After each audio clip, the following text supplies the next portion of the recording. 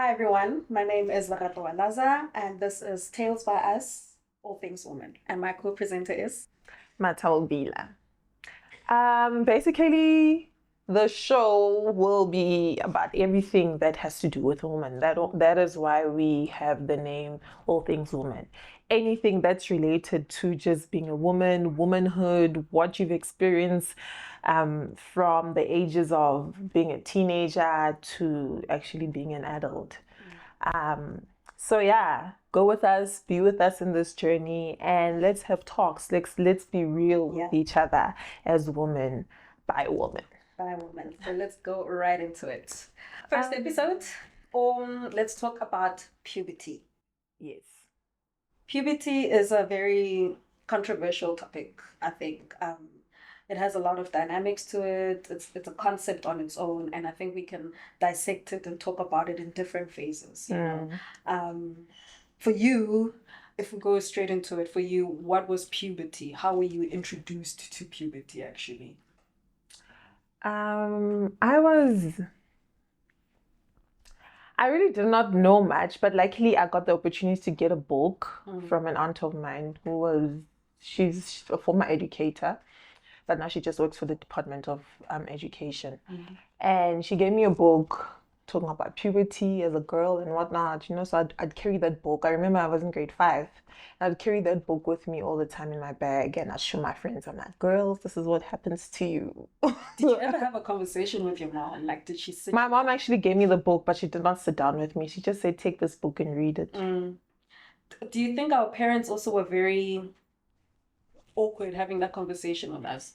Because I remember when my mom sat me down, I was like, okay. She explained how when you go through menstrual cycle, how what happens, but she never went she was very cold about it, She didn't sit me down and explain properly. She's just like, if you go through this and you meet up with a guy, you're gonna get pregnant. That's what they just said. I remember the first night I actually went on my period, the first time, because it was actually a funeral. It was my aunt's funeral. And the funny thing is that night, a cousin of mine was bathing and she was starting her period, but not for the first time. She was just going into a cycle.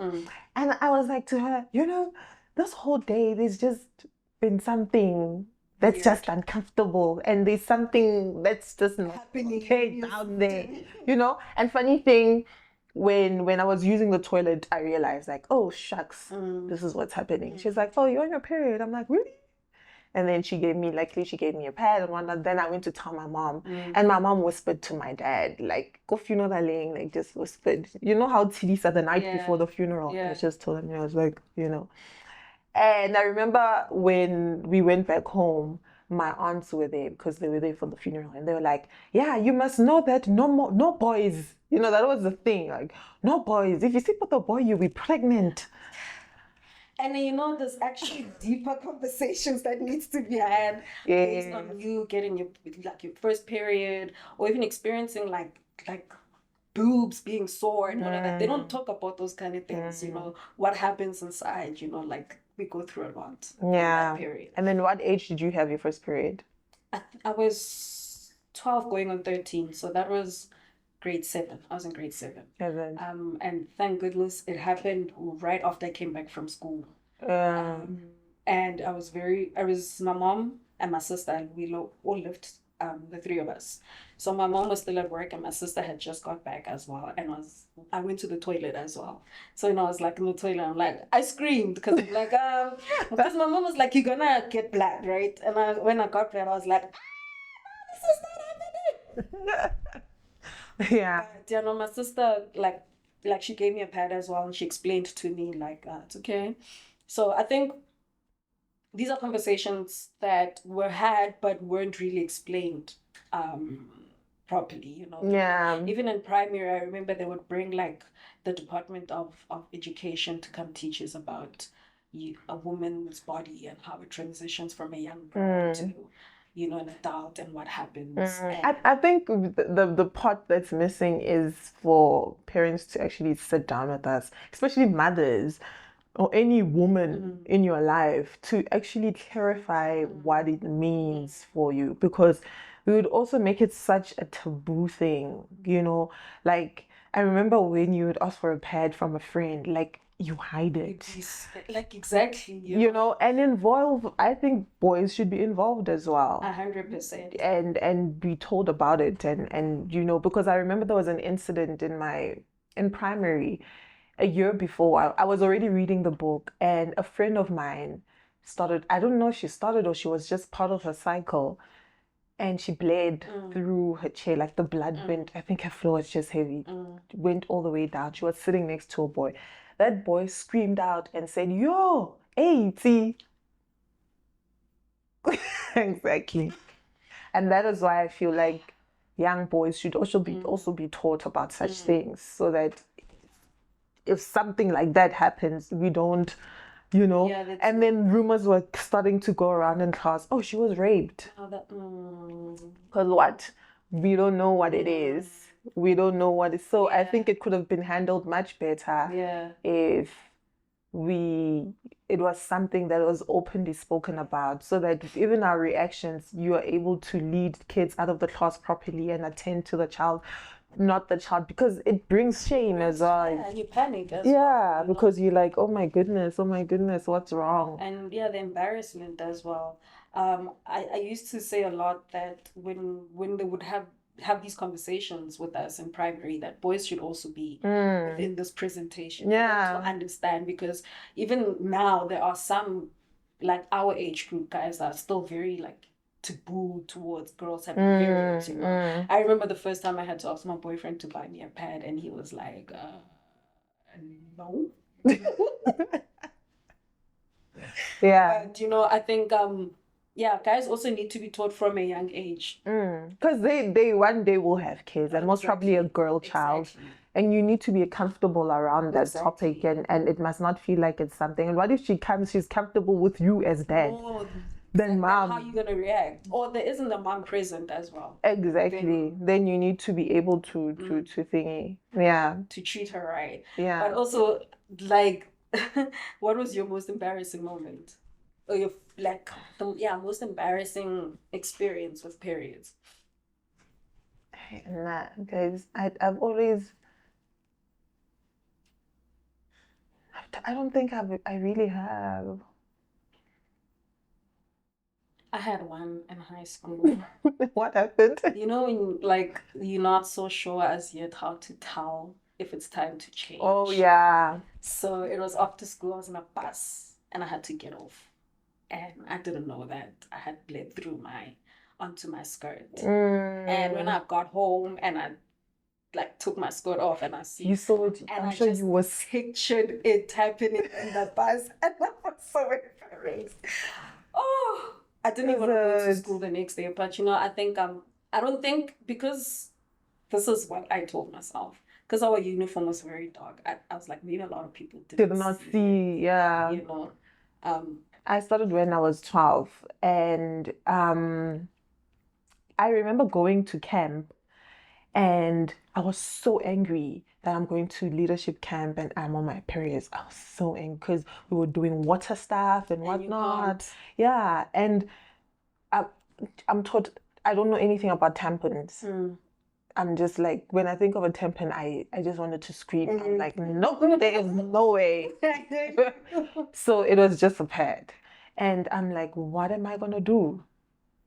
Because we're going to go into the water. I have a cute swimsuit I want to wear. Go inside the water. I took it off. I was like, I'm going to go into the water. Yes. So then what happened, man? I just went into the water. I was like, God, you'll be with me. I'm not missing out on anything. Yeah. But funny thing I learned, actually, your prints can't water. It exactly. Yes. I also figured that out, like, I think in my grade 8 or 9. Yes, because I remember when I went to the bathroom, nothing was there. Yeah, exactly. It stops actually when you're in water, and those are the things you even learn. But yeah, I just remember it being more of a hindrance maybe to certain things that I wanted to do. Yeah. Because even what you want to wear. And what you want to wear, because you'd avoid white things when you're there, because you're just like, I don't want mistakes, because the blooding can just happen anytime. Or when you wake up in the middle of the night, I mean in the morning, and then your sheet. I remember those moments. Yeah, but I think also, you also get thrown with just, okay, you're on your periods, here are pads. You're not taught properly how to use them, how to maintain yourself How with you're it. feeling as well. Exactly. That cycle that you're going through. And also given different ones, because also to sleep at night is a different thing. Exactly. Compared to when during the day roaming around and whatnot. So I think, yeah, we need to be taught more about young girls need to be taught more about that. Yeah. I agree. So I think what I'm also realizing lately is schools donating pads to young girls. I know that a lot of people, most people can't afford, so girls would then not go to school because when they're in their cycle. But with schools now also being active and being present and understanding that it's a natural thing that happens to girls, I also want to talk about that as well. Because yes, they give us pads as well, but then there's conversations that also goes around with a young girl and having to protect herself. I think once you go into your periods, you are more prone, like they said, for you to fall pregnant. But they don't tell us that once you become sexually active as well, there are other things that you can, attract, like HIV or pregnancy, and that also goes into the conversation of contraceptives. Yeah. Yeah. That's the one that most people tend to shy away from. Because I grew up hearing girls saying, imagine kile lining your preventer, and that's a shame, because you think right now of what you've personally gone through and what is actually happening around you, and saying actually that is the better way. Exactly. That is the way to go, because what you would rather stand in a line or have a child at a young age also. Because either way, you are gonna, people will always talk. So if you are in a line, prevention, you rather that or a line, teenage pregnancy as well. And still have another stigma based on that. Yeah, and that is the problem for me, the stigma of contraceptives as a whole. They're gonna make you fat. I don't think all women or young girls are aware that there are actually different types of forms of contraceptives. There's your implant, there's your pills, there's an IUD.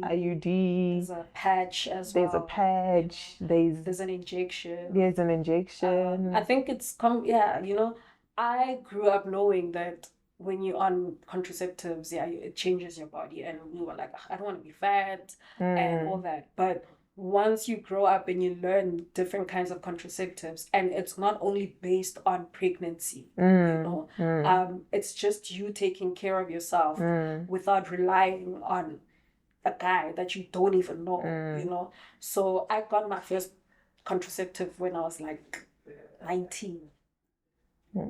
And that, I think I also got my first one at the age of 19. And my mom was shocked. She's like, where do you get this from? Wow. And you're thinking in yourself, do you get what I'm saying? And why? Obviously. You know why. Obviously, you know why. Don't make it awkward. But it now, having to think back and reflecting on it, it shouldn't have been the case for my mom to say, where did you learn about this? She should have been the one to teach me about it. Exactly. And say, I think you should go get this. I got it myself.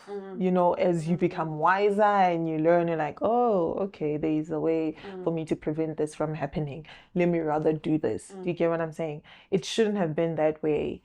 And I realize another thing they tend to do is to put you on it without you knowing that you're on it. Some parents, I've heard a lot of stories of girls saying they will put on it without knowing that they're actually on contraceptives. Like how? Like pills? No, especially the vaccination, the injection. They'll be like, hey, no, you need to get an injection every 3 months for something. Or and then you don't know, you find out later when you go, actually these people were injecting me. But is that allowed? As a minor, yes. If you're still a minor, yes, they can do that. But then it goes back to the conversation of how it's considered taboo, you know, with the periods, with the contraceptives, it's considered taboo. And it's a natural thing, you know, they've been through it. Our grandparents have also been through it. We are going through it. Our kids are also going to go through it. So the norm of how periods and contraceptives are treated is something that really needs to change. You know, it got me thinking. There's a show I once watched. I forgot the name. It spoke about, as a woman, knowing your body, like just knowing your body. And have you actually looked at your body, like from head to toe, like everywhere? Have you? It's just so that, like, have you looked inspect? Yeah, because it talks about how we tend to let others tell us what our bodies are, how they, you know, they talked about, have you actually looked at yourself down there?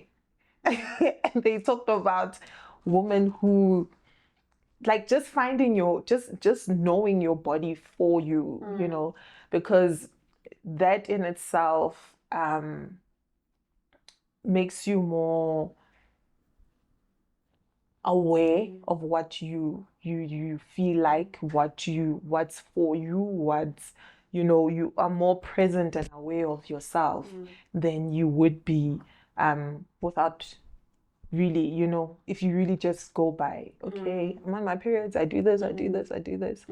Yeah. And yeah, I found it very interesting of especially when they talked about that, because when you think about it, most women don't even, you don't check yourself out. You know, you just like, you just go about your day. Yeah, I'm sure your partner even knows more about you than you actually do, which is something important as well. Yeah. But going back also to contraceptives, it is important because the teenage pregnancy rate in South Africa. That is a pandemic. Yeah, it's sad, and it's so sad because most of the time, it happens in disadvantaged areas. Does that go with the lack of knowledge that they have? I believe so. I believe so. I feel, you know, I was actually kind of recently reading I'm reading Fela Kuti's biography. Okay. And he talks about sex because he's very sexually I don't know, liberated. He speaks about, he married 27 women. Yeah. So, and he talks about sex, and it's just, guys, sex is life, guys. I don't know why we keep on putting borders to it and wanting to make it say, okay, some things I disagreed in when he said, like, some women are just ready to have sex, some are ready to have sex at 9, some are ready to, okay, no.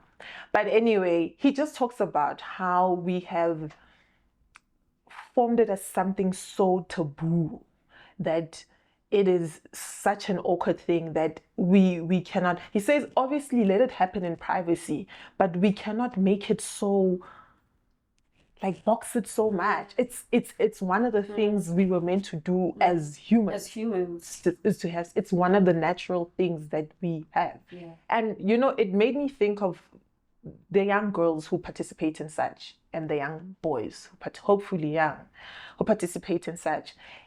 When we get to puberty, for male and female, our sexual drive is up the roof. Of course. All you want to do is hump each other all the time. Everyone, like, you want to experience. Yes, you want to experience that. And looking at it as that, I'm also looking at it from a form of it being a natural thing, you know, and thinking of it as a natural thing and saying there is actually no way we can say stop having sex. We can't say stop having sex. That just won't, it's just in our nature to want to have sex. But we can put safety precautions for us to, you know, do it better. Participate better. I can't tell it now a 15-year-old, stop it. It is no way. Also, social media plays a huge role. I think also in what they're watching on their phones or on TV, you know. A lot of things are sexually enticing. Exactly. Even how, like, this is a very sensitive matter, but it also contributes how we dress as well lately, you know, especially in the puberty ages as well. Like, boys will see girls in, like, fitted clothes and they get enticed, you know, and everybody's just playing a game. And because sex is part of life as well, and emotions are there, you know, hormones are also on a high. But if there are, like you said, like precautions, like contraceptives. You know, contraceptives. Put young girls on contraceptives. Exactly. I know we also had that taboo of saying, hey, you'll possibly not fall pregnant. That's not true. No, guys. Put them on contraceptives. We're seeing that we're having a problem. Let contraceptives be a thing for them. Do you understand? And as much as they have these educative programs in, like, privileged areas, we should not shy away from also talking about it in disadvantaged areas. You know, we should, because I think we also see it in people who live in, like, RDP homes or whatever. Like, if you are unemployed as well, what is, like, they keep themselves. They always say keep yourself entertained by having sex. Exactly. You know? But I just feel like it's such a natural thing for us, and we need to accept that sex is such a natural thing that people are going to have it whether you like it or not. But what can we do that if people have it, how can we help us prevent teenage pregnancy, HIV, whatnot. I think we just need to be aware, because it's not going to stop. They're not going to stop having, no matter how much you can tell your child, don't have sex. Oh, please, they are going to do it. You just need to make sure as a parent, you put them on contraceptives. You teach them about protecting yourself, because it's not just about falling pregnant, but getting all these viruses as well, these infections as well. And to stop shying away. You know? Do you get what I'm saying? I remember actually when we talk about that, I once contracted a urine infection, and it was quite bad. I ended up in the hospital. And the way people are just so not taught about things. It was going around in the house that I'm having sex. And I wasn't. I wasn't at that age. I wasn't. But because now it's a matter that affects the private area. I'm having sex. And I was like, what? Really? You know? Yeah. And that's the thing. And that's because when anything is related to that area, it's sexualized. You know?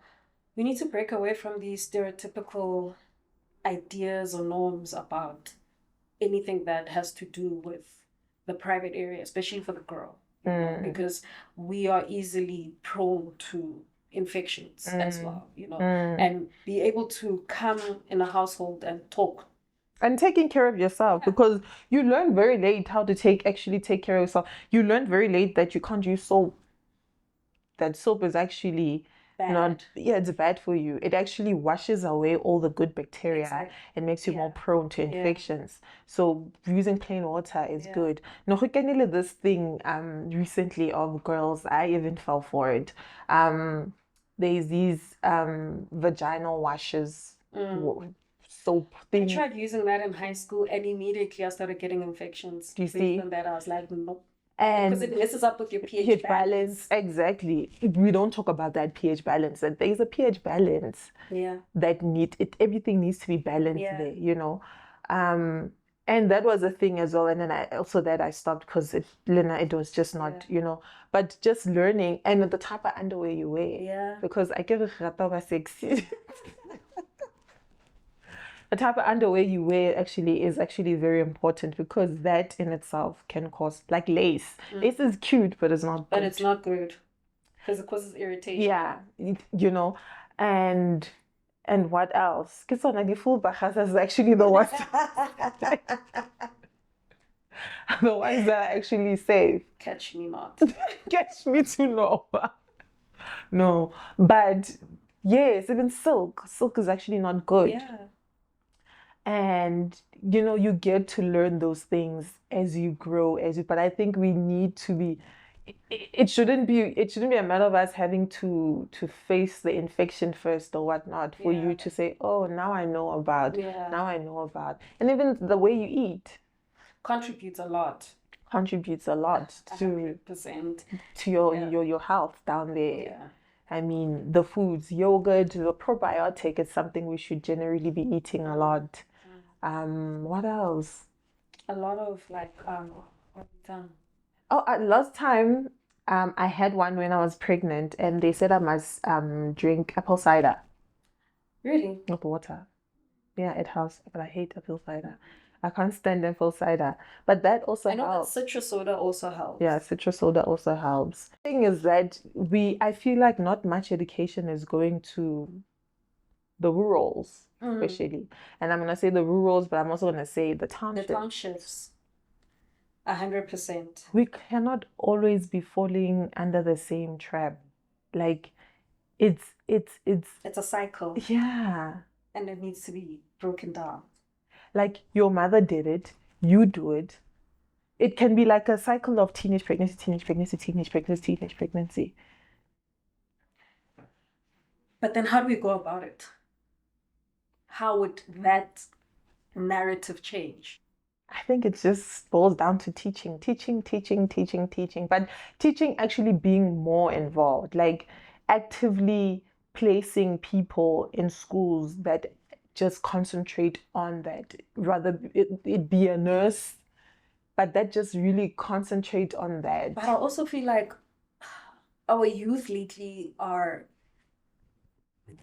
it's not easy to control them.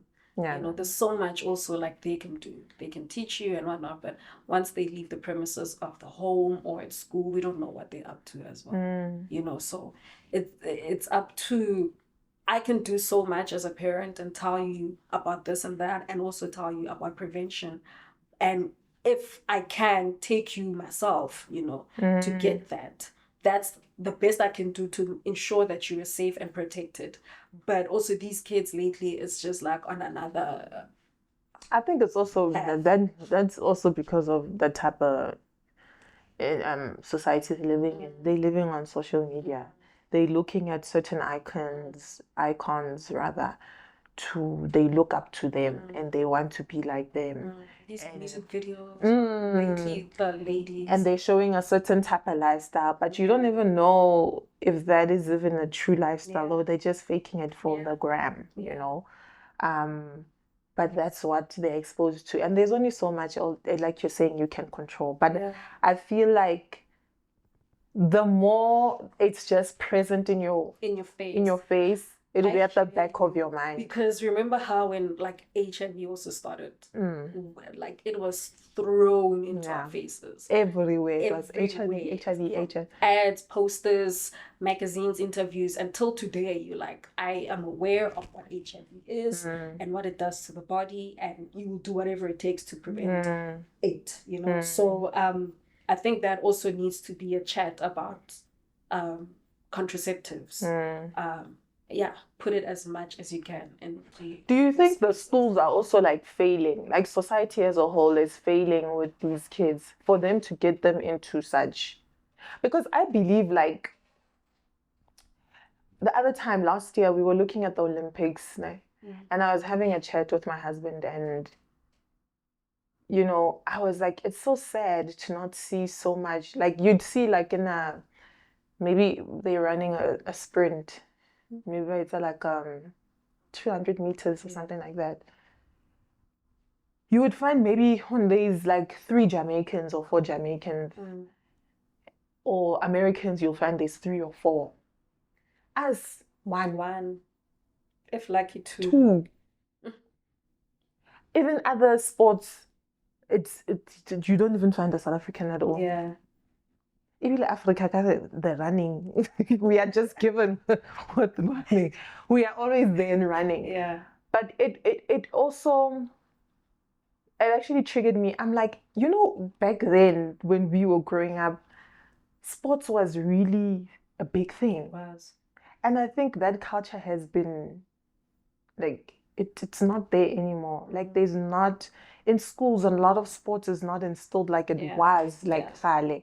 Like we would have houses. You'd have houses, you'd have extracurriculums that included sports, either netball, soccer, swimming. Exactly. And I feel now it's actually in your main Model C schools that you will find there and there. Yeah.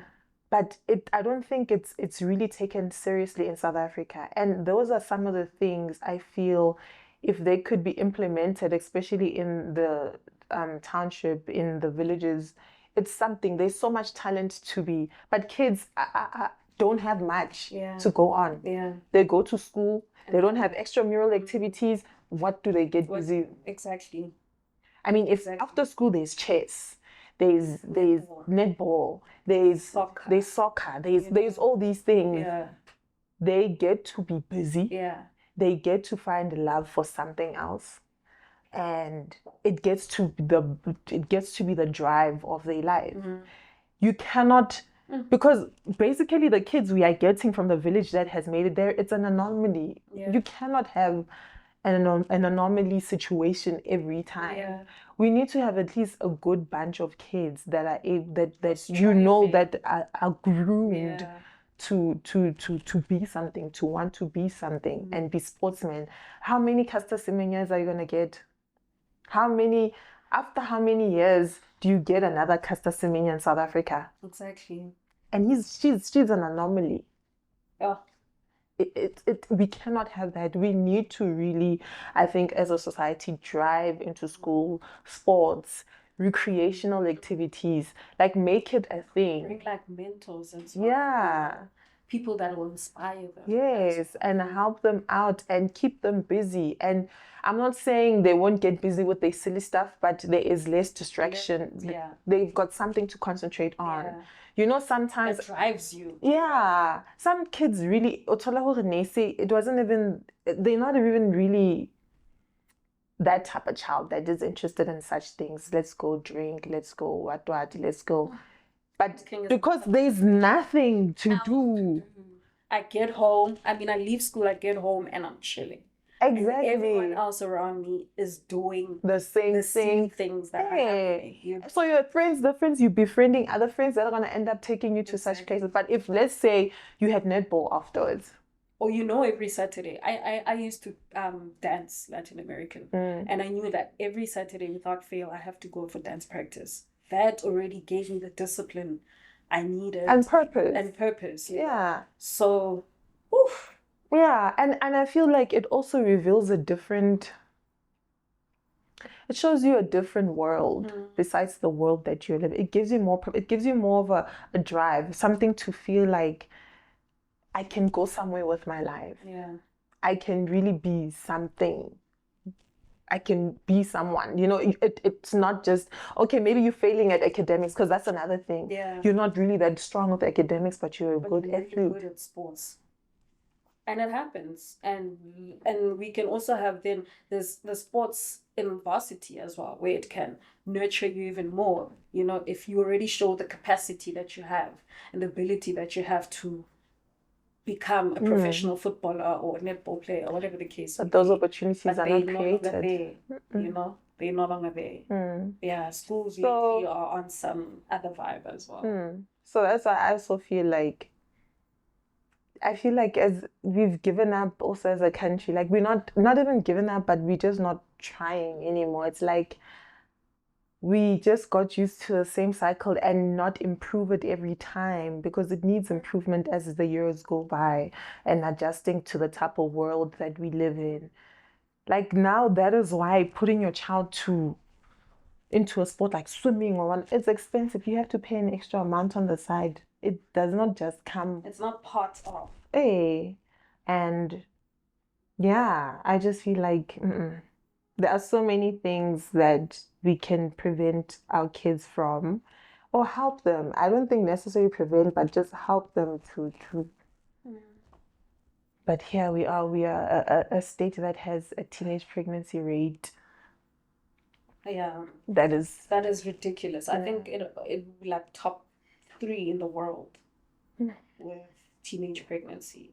So I really just hope that with the stigma that it's going on, it's already a pandemic. And once it becomes a pandemic, it's an issue that needs to be taken care of, like with. I mean, you're having urgency. a 12-year-old giving birth, dude. You know, like last week there was a news heading on the radio that a 15-year-old was giving birth to her second child. A 15-year-old. That's crazy. How is that possible? That also needs to be investigated. So I think also the department and social workers as well need to like be more active, go into the homes and figure out how are these things happening. How can we then also help to ensure that, you know, kids are not exposed to these kind of things, or even if they are, but how do they not participate to that extent? You know. Yeah, no, that's crazy. Yeah, it's a chat that needs to be had. But this was very insightful, and I really hope that you guys enjoy this video. Yes. Just let us know within the comments, what are your views, what do you think, what can be implemented, and how we can actually just grow as a nation and better ourselves. Thank you for watching the episode. Please don't forget to like, share, and subscribe. Are we subscribing now? Yes, we are. Thank you. Till next time. Bye. Bye.